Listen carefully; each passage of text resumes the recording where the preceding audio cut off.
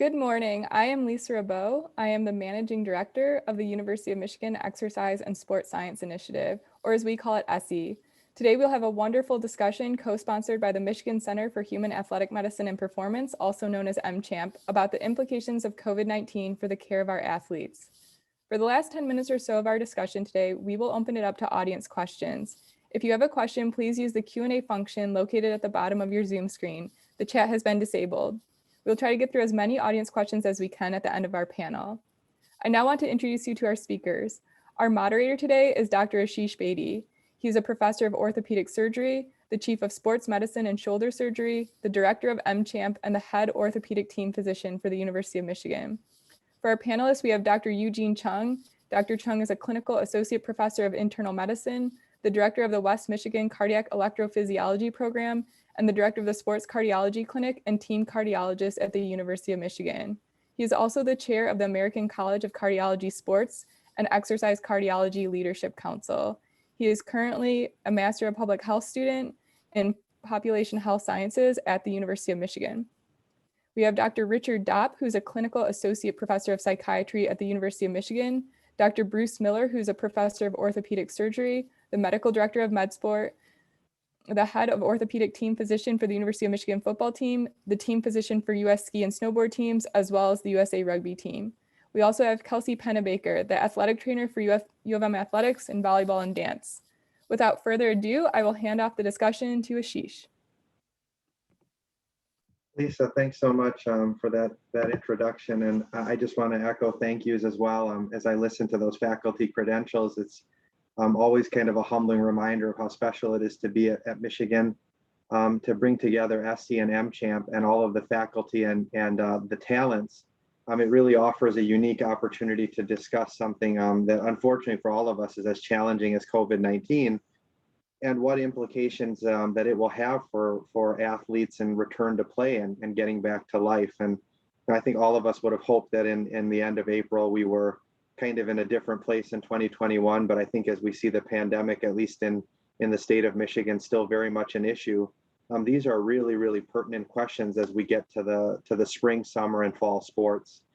So I wanted to start a little bit with what we've learned, and obviously a lot of this has been from the great work and the faculty that are with us. But you know, as over the past year, as we've had athletes who've contracted COVID-19, we've started to understand a little more about symptoms and severity and what it means for recovery.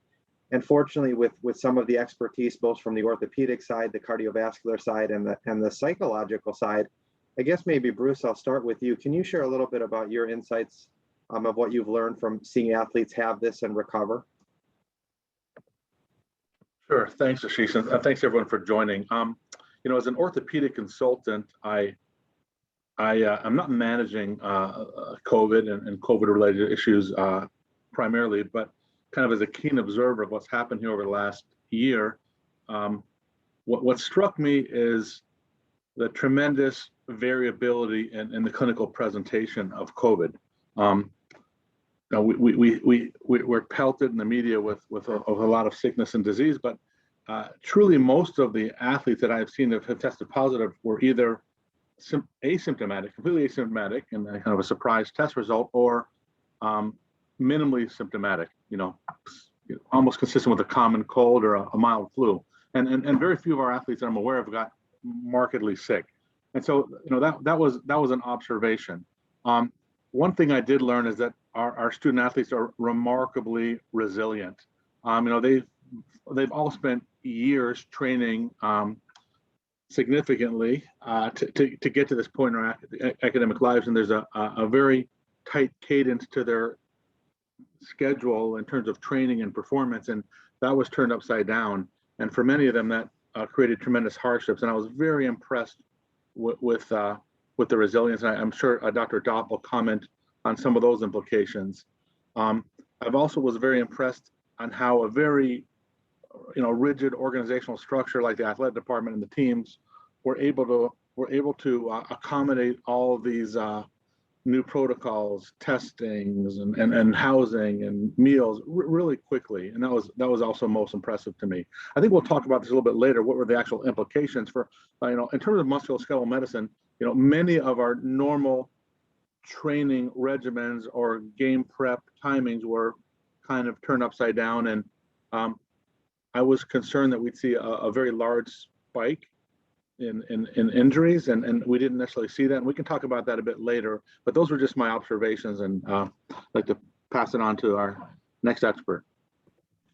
Yeah, thanks, Bruce. Eugene, one of the big issues in COVID-19, certainly this time last year, has been all of the worries about, oftentimes what can be the life-threatening concerns, myocarditis and cardiomyopathy, and learning and understanding how do we look for that when historically we haven't had normal, methods of doing that. And then after an athlete recovers, what residual issues may be present that we just have to be sure are not there to allow them to safely return. So you've been on the tip of the spear and contributing at a national level. Maybe you can share some of the insights of what you've learned in caring for our athletes, dealing with this issue over the past year and longer. Happy to, and I also want to thank Sheesh and the panel for having me, and all of you joining online. And I also want to give a shout out to Daryl Conway and the athletic department, and Sammy Rafat, medical director of athletic medicine, for amazing work they've done over the last year, along with the team physicians we have on this panel and trainers, of course, as well.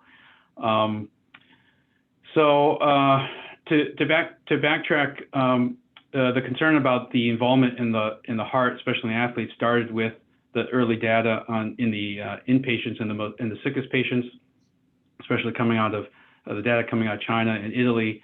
And it certainly seemed like the heart was involved more than you'd expect from a typical virus. And then there were some early reports, and especially one particular MRI report, Germany, that maybe even outpatients have a high involvement of the heart, even though they don't have a lot of symptoms. And so, as Bruce had mentioned, the vast majority of the student athlete population that we're seeing are on the either no symptoms or mildly symptomatic, and maybe borderline moderate symptomatic grouping. And so, the concern about the minimally symptomatic or less symptomatic person infected with COVID having potential cardiac involvement raised some concern. And the particular concern was whether the virus would cause inflammation of the heart, also called myocarditis. Myocarditis in some historic studies, autopsy studies, has been shown to be one of the most common causes of sudden cardiac death in the athlete. So a topic and a condition that we need to be aware of. And if the heart is inflamed, usually due to a viral infection, and someone exercises at a high level, like our student athlete population is and will be, then the combination of that kind of stress on the body plus irritable and inflamed heart could lead to some potentially dangerous arrhythmias. So early on in the process, early on in the course of the pandemic, we thought we needed to be relatively conservative and recommended some testing early on if anyone had any symptoms and COVID and was trying to return to play. And the basic tests that we had recommended were a combination of a blood test, the troponin, looking for damage in the heart muscle reflected in a blood test, the electrocardiogram, and if needed, echocardiogram. And then depending on the presentation and the findings on the tests and the clinical exam and assessment, then maybe a cardiac MRI. And then over the course of the year, a number of studies have come out to show with wide variability that that the heart can be involved. A couple recent larger series, one in professional athletes and one that includes over 40 schools around the country, does seem to confirm, and as Bruce alluded to, that the clinical diagnosis of myocarditis does seem, fortunately, quite infrequent, well under 1%, but we're still looking into this, and Dr. Fott and I have been involved with the Big Ten cardiac registry, where we're also looking at how our return to play algorithms have worked in the Big Ten. So more data is to come. The heart does have a risk of being involved with COVID-19, and but fortunately, in the student athlete population, it does indeed seem to be quite low. Now, the symptoms that the other story that's evolving is those with persistent or recurrent symptoms, and we've been calling those long haulers. And those can be a wide range of symptoms, but can be things like chest pain, shortness of breath with exercise, even in those who may have fully recovered. And those will require ongoing evaluation on a case-by-case basis. We don't quite know the long-term effects in those who've had positive tests and what that might mean down the road, but going forward, we will be looking into that. Thanks, Eugene. Great insights. You know, Rich, we often, I shouldn't, and I say that maybe culpable as an orthopedist, but we often don't think about, but need to think about the significant psychological implications of COVID, not only from the perspective of infection, but also just participating in that environment, the impacts that it has even on game cancellations. I was a part of our hockey season, and it ended unceremoniously related to COVID infection, you know, despite a berth in a regional tournament. Maybe you have some insights on you know, removing athletes from their normal environment and COVID, and you know, how you've been helping our student athletes so adeptly in this very strange time. Yeah, and thank you. I'll start with thanks to MCHAMP and ESSI, and thinking of Victor Hong and our mental health counseling team within athletics, who's been doing a lot of work this year. In some ways, what athletes are experiencing is similar to what all of us are experiencing, especially this lack of control and predictability of our schedules. I think of young kids who maybe are going to return to school, maybe are not, and the pendulum swinging back and forth, and that uncertainty being a real challenge. I think the example you gave, Ashish, is a good one of that loss of an opportunity. That for some people may be their last opportunity, those seniors or others who were hoping to have that final season. Athletes tend to be pretty detail oriented, and they like to control those variables, and to have that loss of control can be stressful in and of itself. We're not just talking about the effects of being infected, but a lot of this is for athletes who have never tested positive, that are still under the same restrictions. And then, you know, on that resilience piece, certainly I have enjoyed hearing those stories of how people have turned their basements and garages and other spaces, front yards, into training facilities. But there is this loss of camaraderie and that ability to get the team together that can be extremely tough for certainly athletic teams.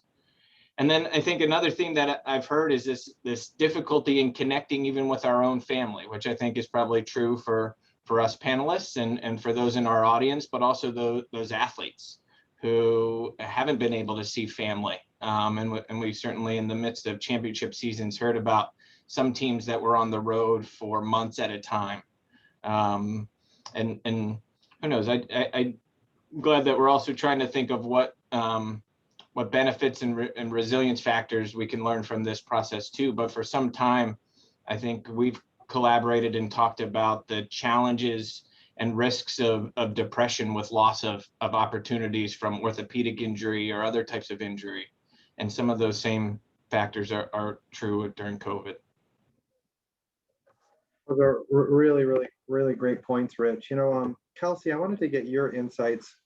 You're really on the ground, and in many ways, as all of us know, as team physicians and those caring with the athletes, the athletic trainer is kind of the lighthouse for the athletes. You are their go-to person for everything. And I guess want to get a little bit of your insights on what you've seen, but also your insights on how these pauses, the starts, the stops, the change in the season and the schedules, kind of how you've seen that affect the athletes you're working with in terms of injury risk, or how you've approached that to mitigate that injury risk.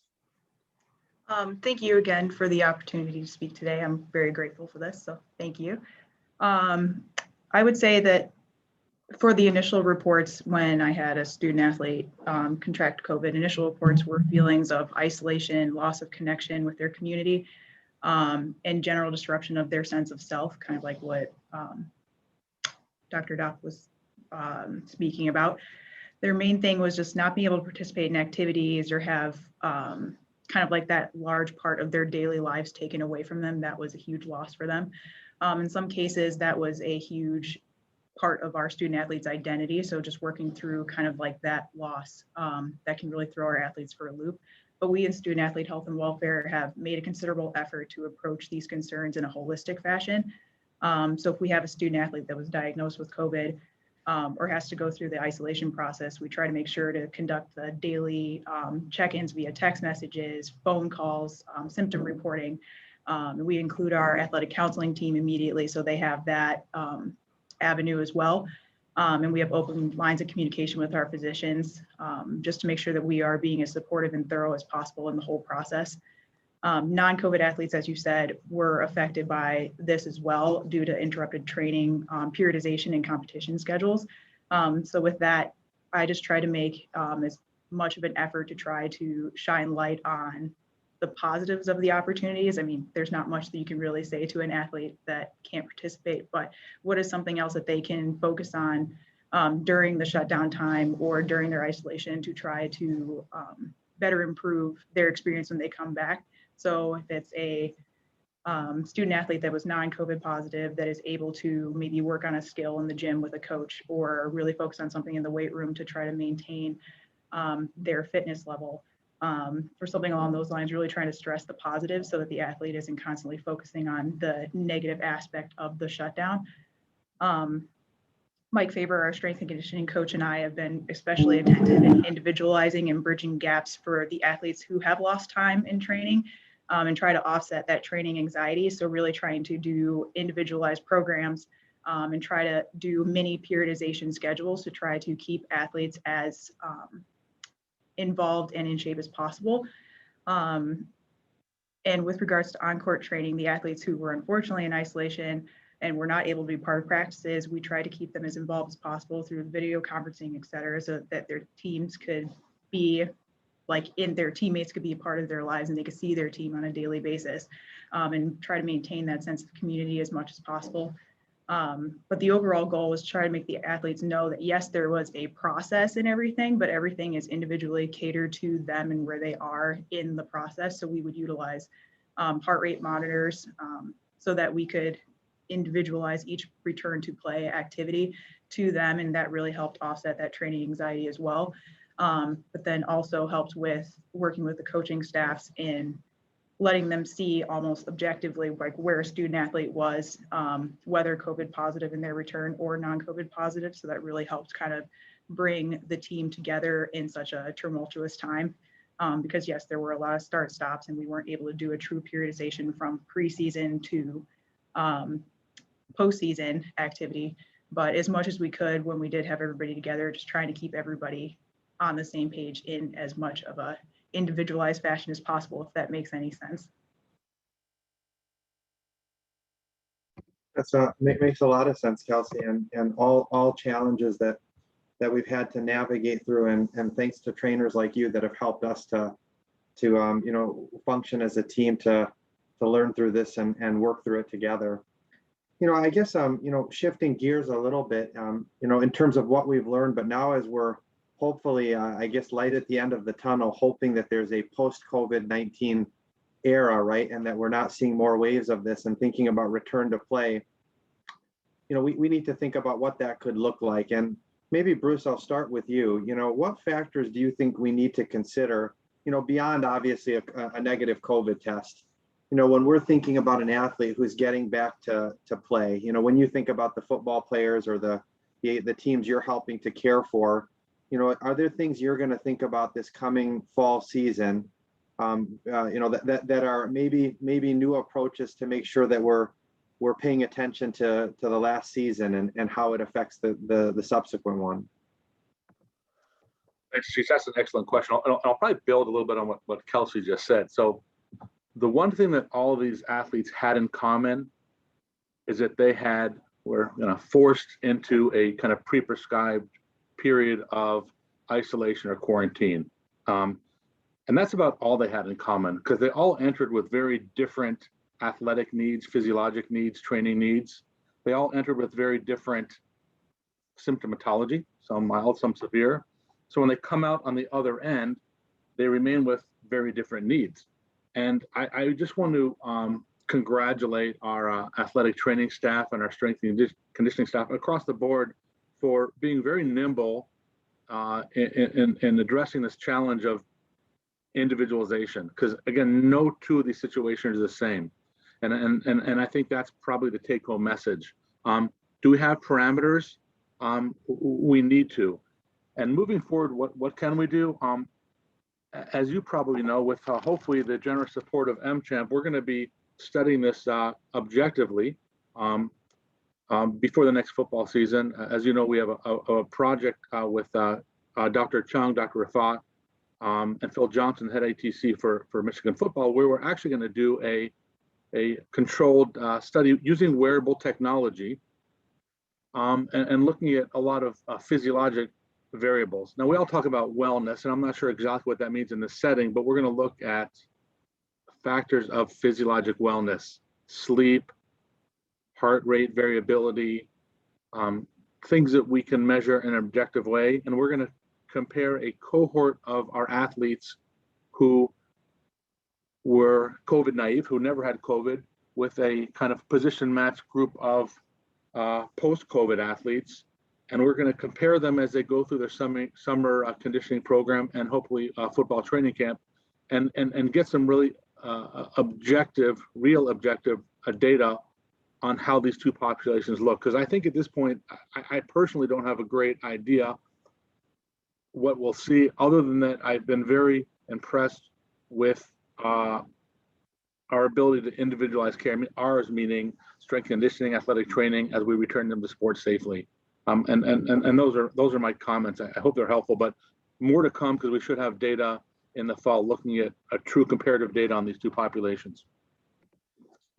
I think that's great, Bruce. And I guess I would comment that, sometimes I've been told that, necessity is the mother of invention. And, I love the collaboration between yourself, Dr. Rafat, Dr. Chung, everybody on this faculty group, and extending well into the resources in ESSI and MCHAMP that, we've been collecting wearable data, in many facets of sports for a long time. And I think one of the questions that you often hear is, are we collecting data for data's sake, or are we actually starting to collect that data with a meaningful and translational purpose? And it sounds like this might be one really unique opportunity to take wearable data and those metrics and start to apply it to something that we all wonder about, which is, do things look different after COVID, and can we use those data sets to, I think what I heard you say, kind of titrate and individualize to each of the athletes that might have been affected by it. So thanks for that work, and thanks for all of you for bringing it forward.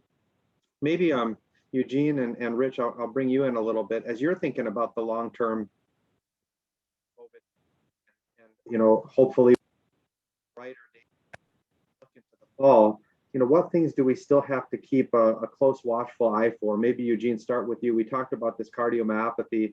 What's going to be the approach here coming in the fall for you in terms of a strategy to monitor this? What do we need to look for, and what do we need to be careful with? And then Rich, I would ask you the same on the psychological side, where there'll hopefully be excitement that the pandemic's behind us, but where we need to be careful. Well, I think one exciting thing about the multidisciplinary projects using and leveraging wearable technologies that maybe we can figure out ways to help predict those who get sick before they get sick. There are some case series out there using wearable technology, and excited about hopefully doing this type of project here at Michigan, looking in a controlled study. One area that requires more investigation is, can we discern those who are at higher risk for infection or reinfection based on symptoms a little bit more carefully? And Dr. Rafat is leading one of the cores in the Big Ten registry that we hopefully will be able to answer those type of questions in the near term. But I think a lot of about return to play is still going to come down to the clinical acumen that we should all use anytime someone's trying to return to play. So if we just focus on those who've recovered from infection, are there any symptoms, especially exertional symptoms? And if there are, so like chest pain, shortness of breath, palpitations, chronic fatigue that's out of proportion, fatigue out of proportion to the level of training or the sport, then they require additional investigation and might require some exertional-based testing. If it hasn't been done, things like the ECG, the electrocardiogram, or the ultrasound of the heart, the echocardiogram, and on a case-by-case basis, see what else needs to be done. If a cardiac MRI has not been done and the patient has symptoms that are concerning to me, for instance, about chest involvement, then certainly we'll want to get a cardiac MRI as a next step. Thanks, Eugene. How about you, Rich? Well, and I'm certainly thinking of both athletes who may have had COVID infections and as well as those who have not, with some subtle differences between those two groups, but also similarities across both. For those who have experienced a COVID infection, there is a dramatic inflammatory process, and that's likely why the cardiovascular system's affected. That's why the brain is so affected. And in some studies, up to 1/3 of individuals post-COVID will have a new onset diagnosis of a anxiety, depressive disorder, or insomnia. Even for individuals who have not experienced a COVID infection, there's a whole growing literature on stress dreams related to COVID. And so count me amongst them, of those who has not slept as well in the past year.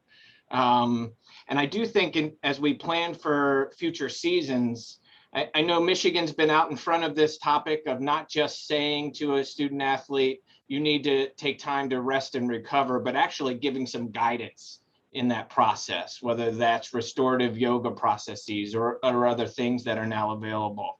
But I do think we need to put some more time into what rest, recovery, and recharging will look like going forward.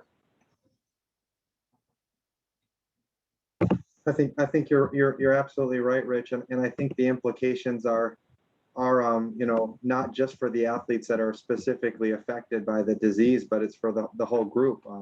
Every one of them is affected by this collectively.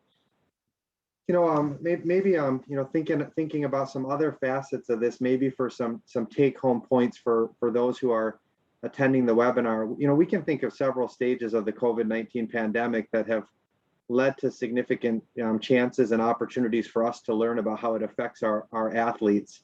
And Bruce, you spoke about that a little bit earlier in terms of variable presentation and resiliency. Maybe I just ask you for 2 or 3 takeaway points. What are the key learning experiences for you that have changed how we care for our athletes? And I don't mean just in terms of caring for COVID, but the experience of going through this pandemic. What things have we learned that may fundamentally remain with us post-pandemic, and how does that affect the outlook moving forward for you as a team orthopedist? Well, that's a tough and a deep question. As I think about how I answer this, I look at the panel and it makes me state very clearly this is a very multidisciplinary approach, and needs to be. We all tend to work in our own silos, but for something of this magnitude, we have to work together, because there's no one answer, and it's not one size fits all. If I think about kind of the bigger disease model, it'll be screening, prevention, and then treatment, I think we've done a really nice job with screening at the population level, in the community, on campus, with our athletes.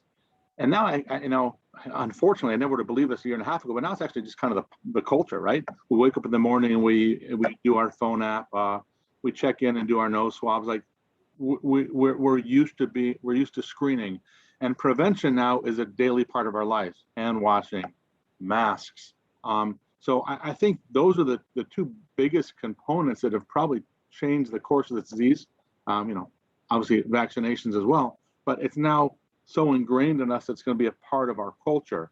The treatment and the post-disease treatment is a little trickier, because I think as we emerge from it, we still have so much to learn.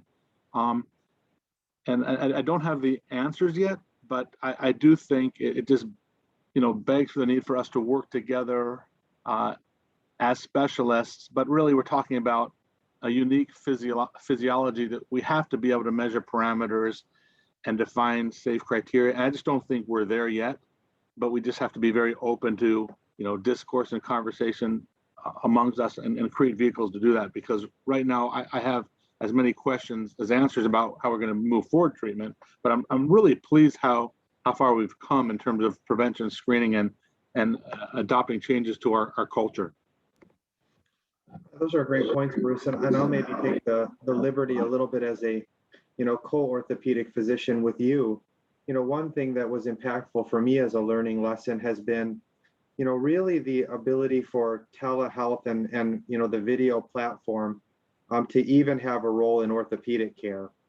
When we started at the beginning of this pandemic, I would fully admit that I didn't feel that video visits and telehealth had a great role in orthopedic medicine. I was one of the, I guess, maybe late adopters, with the thought that it required a ton of hands-on evaluation, one of the more manual specialties that just didn't offer a lot.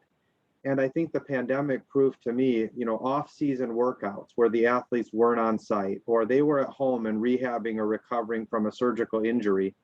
And yet, amazingly, because of the circumstance, we were able to still connect with them, evaluate them, lean on colleagues in different areas to still give us the information that we needed remotely, but get through things that I think you would never typically imagine in a season, including off-season conditioning programs and rehab from significant injuries that otherwise would often be a daily or several time a week visit by you or I. So I think telehealth and video visits and how we can leverage that to continue to extend our care and be very connected to athletes even when they're not on our Michigan campus is something for me that was impactful and here to stay. Maybe Eugene, how about on the cardiovascular side? In terms of the imaging, the protocols, are there facets of this that have been learning experiences for you of what's possible, and even kind of how these modalities will play a role for COVID and everything non-COVID? I want to first mention that, like you, Ashish, I was a little bit apprehensive about the virtual care movement, but as a consultant for multiple universities around the state, it's been amazing to work with other teams to get testing done all over state, and then to be able to see patients, student athletes, not all over state, even outside the state, virtually, and try to help them return to play if we work together to get the testing done and see them locally. So it's been an amazing transformation. And I want to mention, earlier we were talking about trying to fit the standard return to play protocols to individuals. And some of that was, as we know, is based on public health, the initially 14 days, then 10 days, need to give quarantine or isolation time to see if symptoms manifest. And I think most of us would agree a week is a reasonable time to return, graded return to participation in sports. So, but I think, as has been mentioned, we're learning as we go. So going forward, regarding the heart itself, in specific, we're still trying to define incidence of myocarditis and myocardial injury to the heart.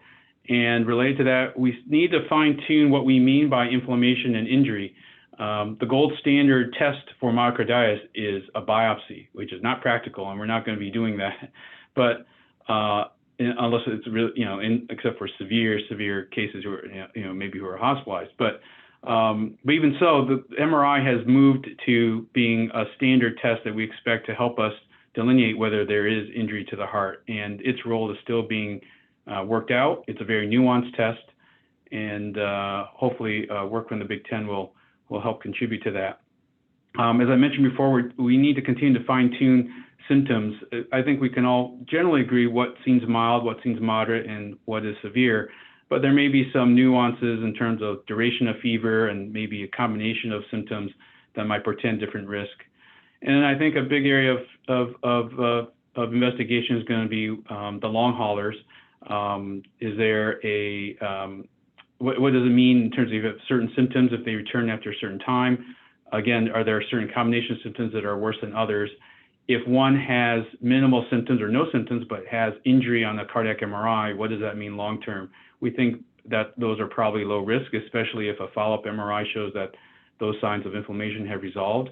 But those are not so clear yet. The answers are not so clear, and continued research over this year will hopefully give us some answers.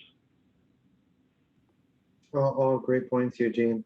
Rich, what do you think in terms of the psychologic side of things and things that you learned? I know certainly at the Michigan medicine side of things, you and the psychiatry department have been truly pioneering video visits as part of your practice, but even just in terms of how it'll change your care paradigm for the student athletes going forward. I will say that, our specialty has allowed a pretty smooth pivot to video visits, and interacting through this interface is not so different from what I do. I do enjoy sitting in a room with people and look forward to doing that again. I do want to touch on a point that Kelsey mentioned in, I think all student athletes and all athletes identify some element of who they are with their sport and their participation in sport, plus minus success in that sport, but also continuing to make sure we're sending messages that athletes are more than just the participation in their sport, that they can grow in other ways as well. And it's also a reminder that we all run towards the end of our athletic participation before we would like, and usually ending on terms that are not what we would choose. There maybe are rare occasions, the John Elways of the world, but not a whole lot out there. And so also, I guess I think of just the need to promote resilience. One of my preferred spaces on campus, on the wall, there's a mantra: blame no one, handle everything. And never had that been more true than this year for that team. So are great points, Rich. I guess I would share with you on a personal note, I'm still waiting for my athletic career to begin. So I got bigger problems. Kelsey, maybe you can share, again, I think the athletic trainer vantage point is probably the most important one, because you guys, as I can't say it enough, truly live in it and are navigating these questions in real time with the student athletes.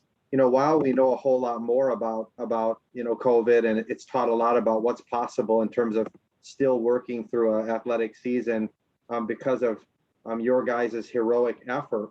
What outstanding questions are still out there for you, looking to the next season and beyond, and what things can all of us, all the faculty at MCHAMP, ESSI, and all the smart minds on this campus, help to answer for the benefit of our student athletes?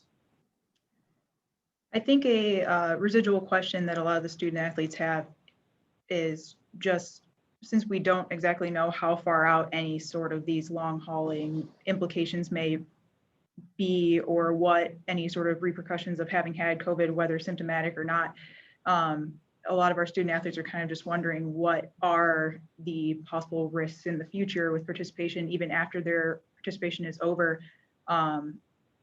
That's just kind of been the residual question that a lot of my athletes have had, and that concern, and varying degrees of concern. I know that there's a lot that I don't know, so I am grateful that I have you all to be able to reach out to for questions and everything like that. So I think for me, I don't have any like lingering questions. I just know that there's a lot that I don't know. So please be patient with me as I reach out to you in the future with all my questions. But yes, at this time, that's just been the main question and concern from the student athletes. You know, I think that point, Kelsey, I just want to emphasize it, is so well stated. You know, I guess I would maybe liken it, as I think about it, to, you know, the feeling and experience that all of us have had where, you know, we go to Google and you think you have a symptom, and you Google it and you realize every condition you might have. You know, you might have cancer, you might have, it all feels familiar. And I feel like with our lack of understanding of this disease and what the long-term implications are, you know, apart from the concerns structurally, you know, from a perspective of Dr. Chung, which is, are there long-term implications truly from an objective standpoint for heart muscle? You know, there's all of the fear of which of these symptoms or which of these things might in fact still be residual COVID and a permanent change to my body or a permanent change to my performance.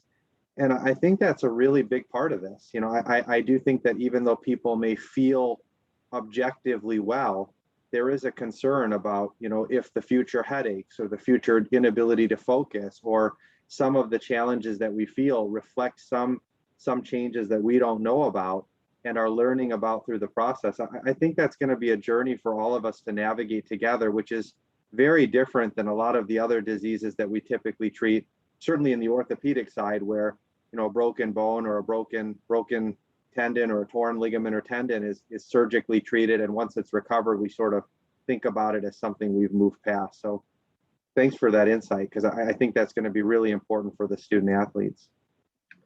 You know, maybe with that, just to make sure we save some opportunity for the participants, if they have questions for this you know, incredible panel. You know, Lisa, I may reach out to you to see if there's you know, any questions from the group that we've received that we want to throw out there. Sure. So we did get a question. So this goes out to all the panelists. Can you speak to addressing vaccine hesitancy in athletes and how to address that in the context of risk of exposure to unvaccinated athletes in team settings? A tough one. Maybe I might ask you, Rich. You probably deal with some of those questions. Maybe why don't you start with that and your thoughts?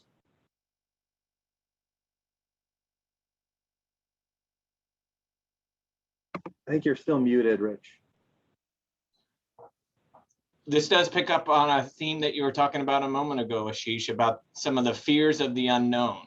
You know, and I've really been working to engage dialogue with individuals who have hesitancy and concerns about the vaccine, and whether they feel it was a process that maybe appeared rushed from the outside, or other question marks that may come with it.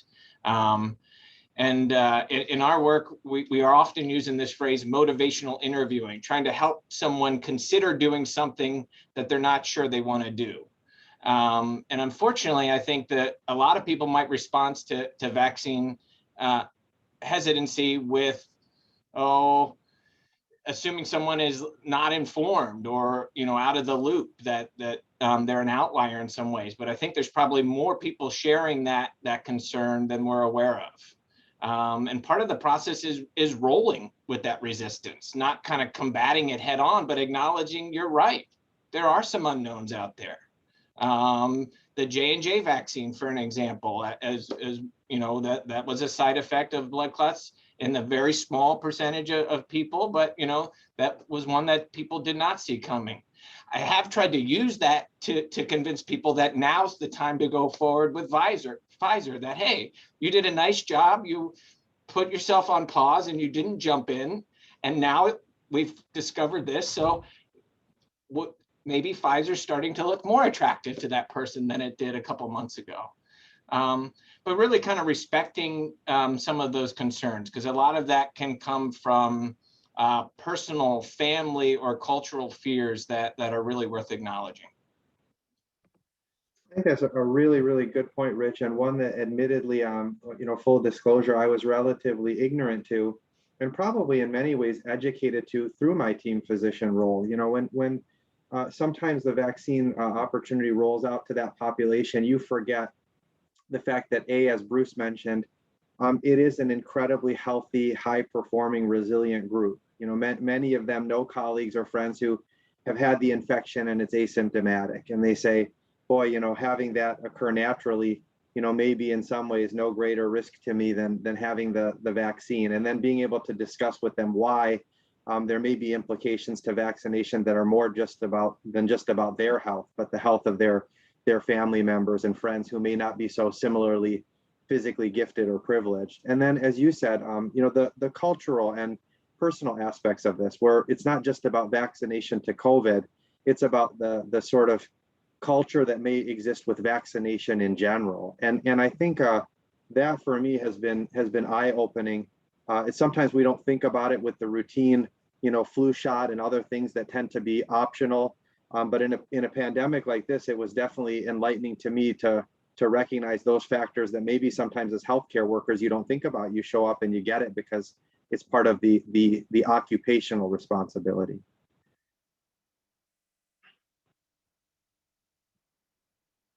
Lisa, any other any questions or thoughts from the participants or the group? So that's one of the questions we have right now, but I just wanted to know where everyone sort of sees the future heading with this. What is kind of next in terms of where we go from here? You know, maybe we'll just go down the panel. You know, Kelsey, what are your thoughts on you know, your prognosis, I guess, for the coming months? I know none of us have the outlook. We hope the curve is headed the right direction, but how do you think this is going to look for your next upcoming seasons? I imagine you probably won't say totally normal. I would like to be able to say normal, but yes, I have no idea. I would hope that we would be able to have, with this year under our belt and seeing what has worked and what has not, that we would be able to fine tune those processes and have a more fluid season next year, maybe with less start stops. We could be able to foresee things in the future.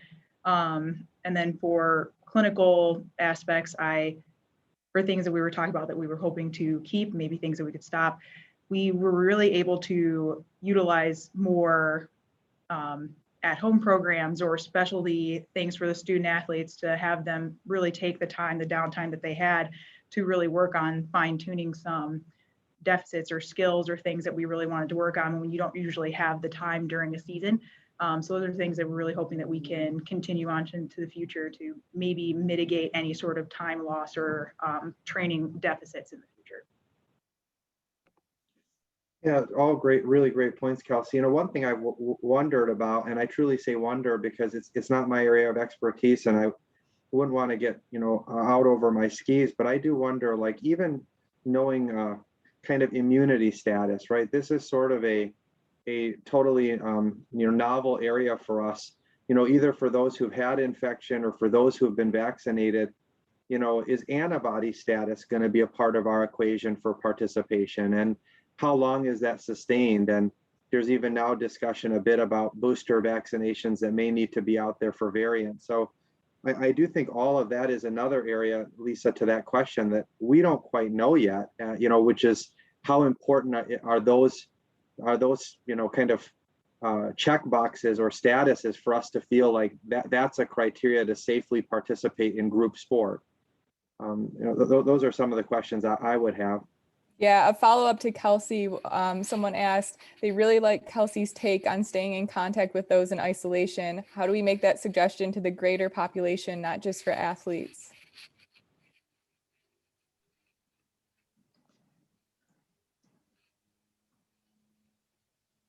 That's a very good question.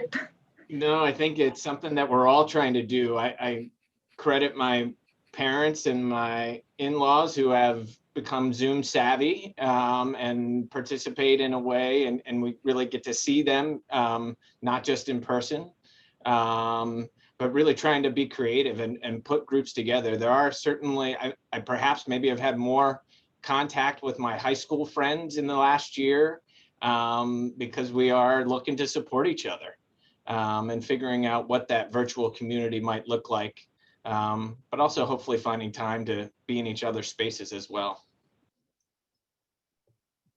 Kelsey, I want to take advantage of the fact that you're very much so embedded with these student athletes more than we would be, and build on that question of vaccine hesitancy. You know, I read the news, I see some social media. There's clearly groups in this country that, for either political, cultural, educational reasons, are not buying into the vaccination. What has been your experience with our student athletes? What are the barriers? What are the thoughts? Are they hesitant? Are they in general keen on getting vaccines? If you don't mind sharing your experience, I'd like to know. The student athlete population that I work with my two teams, I've actually been having them almost like beat down my door to try to get vaccines as soon as they heard that they were going to be available. So it's the hesitation aspect with my teams has not been an issue, but I was just prepared to have an objective conversation to try to weed out any sort of the extra feelings towards it, just give them the information that I had and made a point to say that this is the information that we have at this time. And then as things evolve, to really try to give them more up-to-date information from credible sources, just so that it wouldn't seem like it was a biased information from me. And then a lot of my coworkers have been doing the same kind of thing of just being as objective as possible and kind of like clear cut with everything and trying to be as direct with the information as possible so that there isn't any sort of feeling of bias on the student athlete's perspective. Thank you. We have another question, someone from an Ivy League asking, is there any advice for the leagues who did not participate with COVID? Trends, athletic transmissions, vaccine rules for your school, things like that. I guess maybe try, Lisa, and start with that, and love to get insights from the other panelists. I would first share that there is some good information out there, including papers and manuscripts. I think John DiFiore, who's the head physician for the NBA, Alan Sills, who's the chief medical officer for the NFL, they put out a very nice kind of article and have had some webinars on so-called lessons learned. And I think that's worth a read for all of us, that shares some of those insights to your questions about the leagues that have quote unquote pulled this off. And they all did it in varying environments. I think the NBA did it with a bubble, which was a unique opportunity that a lot of other sports can't necessarily do. And then now they're doing it obviously outside of the bubble. But I'll just share a few little insights that I learned from their work, which was, there were, through contact tracing and great partnership with companies that they used like IQVIA, recognition of some of the hotbeds of where disease transmission was occurring. Things like the sort of social interactions around meal times or cafeterias, or eating during travel in contained spaces. And I think that led to great insights and evolution through the seasons of where they could mitigate risk by doing that contact tracing to see where were the highest risk points. I think another thing that was learned was obviously the value of exhaustive testing, but also a lot was learned along the way about testing, both in terms of the type of test, the concerns with false positives, but also false negatives, and the fact that you couldn't just rely on a single test at a single point in time, that, people would convert after a certain amount of time. And sometimes a false positive at an early phase what was a concern and led to a lot of challenges. And then even evolution within that about the reliability and specificity of those tests, which ultimately led to selecting the right types of tests in this environment. So those, I guess, would be some broad brushstrokes that I think your league could learn from, in seeing where the NFL and the NBA and the Big Ten and other conferences was able to keep down and quell these pockets of outbreaks, and then quickly implement changes to protocols to keep kids safe. And I think that the reality is that what Bruce mentioned earlier, which is this incredible team effort, it requires every clinician, every trainer, your partner testing system, all of those people to be working in incredible sync and communication to be able to pull something like that off. Any other thoughts from the group? Well, I think just to echo some of those same themes, we're seeing both in testing and contact tracing for medical professionals that it's quite often acquiring an infection outside of the medical setting more so than in the medical setting. For teachers, I believe there was more transmission sharing a meal in a staff room than there was in a classroom. And that may also be true as it relates to participating in sport. The focus on the activity may be the lower risk period for transmission compared than the travel and the meals and the coaches' meetings and things of that nature. I think we probably have time for one more question. So the final question, you've talked a lot about the collegiate athlete experience and asymptomatic observations and possible risk factors. Can you talk about how these observations may differ across other levels of athlete experience, such as recreational athletes, high school athletes, college, and pro? Those are a great question. Bruce, you maybe want to take a stab?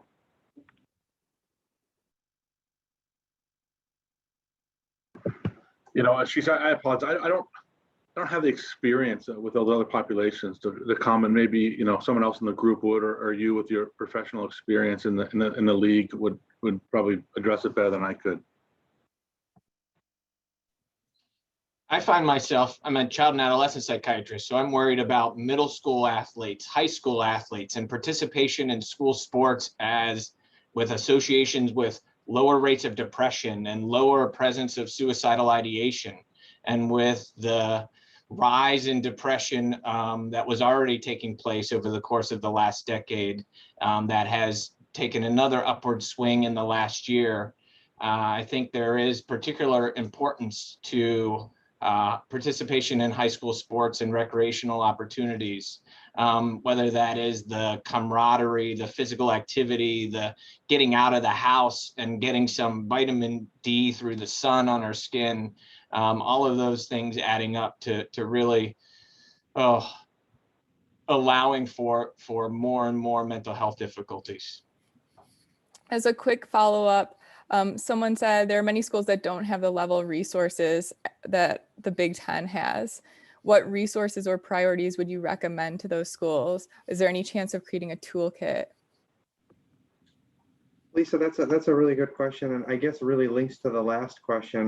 You know, I was just going to comment that I think one of the things that I've learned through this process is that, you know, executing this is very much not just dependent on the commitment of the care providers and the athletic trainers and everyone, but also resources.